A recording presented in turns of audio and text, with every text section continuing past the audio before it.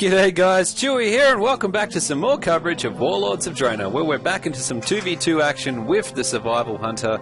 I am enjoying the 2s with the Survival Hunter. I'm really enjoying it quite a lot, and I guess the next week the goal is to get up to some 3s action. I've been doing enough 2s to get the gist of team breakups. And well, let's just chuck in one more for the week. Get us some more practice before we jump into that 3v3 madness. So I am teaming up with the Warrior, so this is going for a pretty unique combo that we're going here, and of course we're coming up against a Protection Warrior and a Feral Druid. So quite clearly, obviously, because one of them is a tank, but you know, Warrior tanks are pretty nasty actually. They're almost as nasty as DPS, so the focus is to try bait out that bloody Druid wherever he is. So I'm just running around with the trap, and of course he's coming onto me, and that was a terrible, God, look at that terrible shot there. I did a deterrence, but that's probably not really helping me to the maximum. But we really got to change our focus onto that Druid, which we have dropped our dots. Now we're just trying to cut around that pole a little bit, because you really definitely don't want a Druid on you.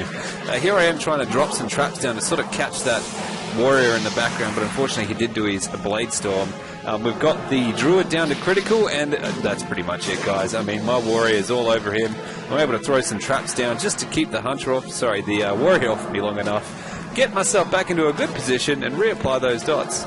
So not too bad with this combo. Pretty brutal. We're able to drop sort of our dots, leave our pet there to do some significant DPS on him, and we're just pretty much just guiding around doing as many disengages as we can, because every time we do a disengage, we are obviously also regenerating 4% of our maximum HP, which is great. And look, he gave up. Awesome. First match down. Let's jump into some more arena action. And for our next match, you know what? The Rogue Mage combo. I tell you what, in 2s, it's actually being more of a common combo is the Rogue Mage combo, and I tell you what, a really good Mage, really good Rogue on its own is painful enough to deal with. But if these two combos are well trained, or they've got really good coordination skills, you know, this can be quite a nasty combo to come up against. Obviously, they're both going to be stealth, so my thought here was I need to actually get my flare ready.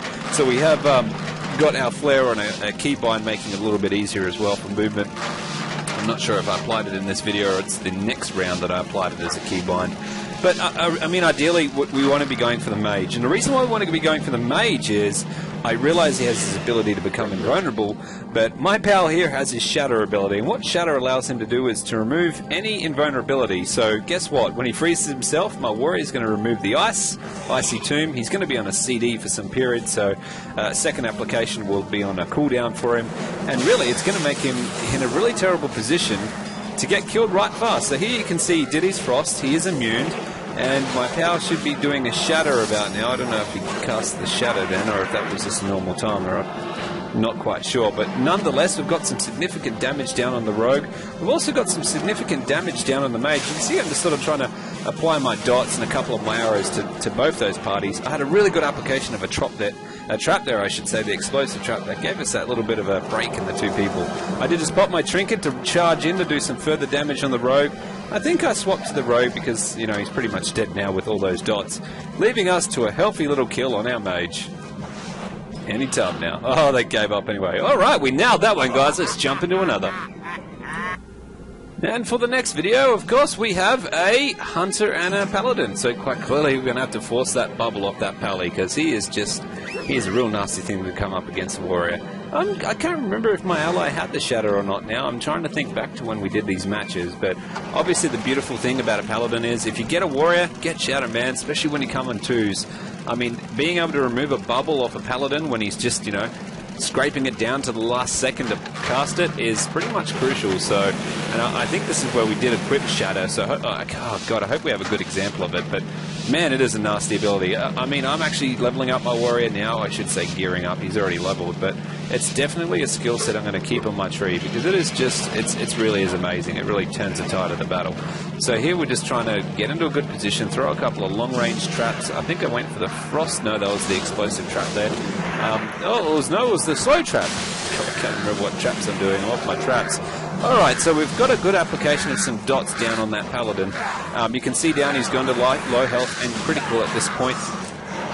I think he's just popped his bubble there, and did my warrior... Oh, I mean, it's really hard to envisage it there, but did he pop it or not?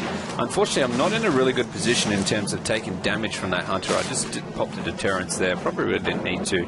But you can see he is just absolutely going nuts. The Paladin did drop quite quickly, so at this point, I really just want to get myself in a position where I can start kiting around that bloody pole and get some of that damage off me. I think popping a second deterrence right about now would be a very good idea, but they're both on cooldown, so that snails that.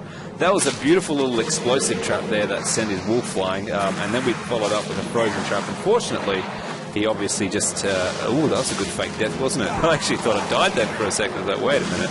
There'd be a really good opportunity now to freeze that beast, as he is a survival hunter in himself. I really wanted to just be trying to keep some of that damage off me. Come on, he's got low health. It's really coming down to that dot application. God, he's really smashing me down. Come on, explosive trap, throw it down. Catch the beast. Oh, he's deterrent. So we're both pretty much sitting at low health here, but that's it for the win. Alright guys, let's jump into another one. Not too bad, not too bad. And for our next matchup, we're for an Arms Warrior. Oh, usually it's either Fury, quite significantly. I kind of think, oh, well, you know what, the Arms Warrior, yeah, he's got the Colossus Smash, which basically sunders the armor to 0 while attacking it. And the Affliction Warlock, oh man, this is nasty. You'd probably want to go the Warrior, just for the fact is the Lock's kind of fairly mobile, and the Warrior's self-heals are not as high as the Lock. So I think I said your call on this one, so it's really up to what my Warrior wants to do or he's comfortable with. But it might be a little bit easier to smash a Warrior down than it would be chasing after a Lock. Hard call to make, though. Hard call to make. It looks like he wants to go to the Lock, so okay, we're going for the Lock. We're going for the Lock. I mean, I guess I could just maximize my ability to trap onto the Warrior, so it's always not a bad play. Throwing down a trap. Oh, I want to throw the trap down on that. So the Warrior's coming in. I just followed up with a quick trap. You can see he's just used his rage to get out of that, unfortunately. I'm trying to get into a position here, an explosive trap, just to keep him off my tail for a bit. But unfortunately, there's that second charge in that he's got down on me. I'm able to throw some significant dots down onto the Warlock then. A quick tap of the button so you guys can see what dots are applied. It wasn't too good of a play there. I probably should be dropping a... Yeah, explosive trap right about then. The Warlock is pretty much critical, and this looks like it's it for the Warlock. Down and out. So we've got our deterrence going. We've just did a quick trap on that Warrior, and at this point we just want to get ourselves in a better position.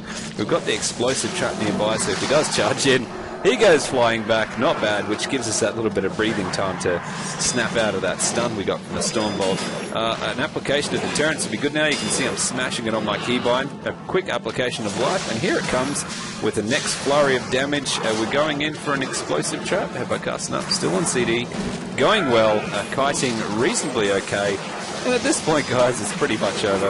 I hope you enjoyed the quick arena matches today, and probably the last one we're going to do are 2s before we jump into some 3s action. And as always, guys, thanks for watching.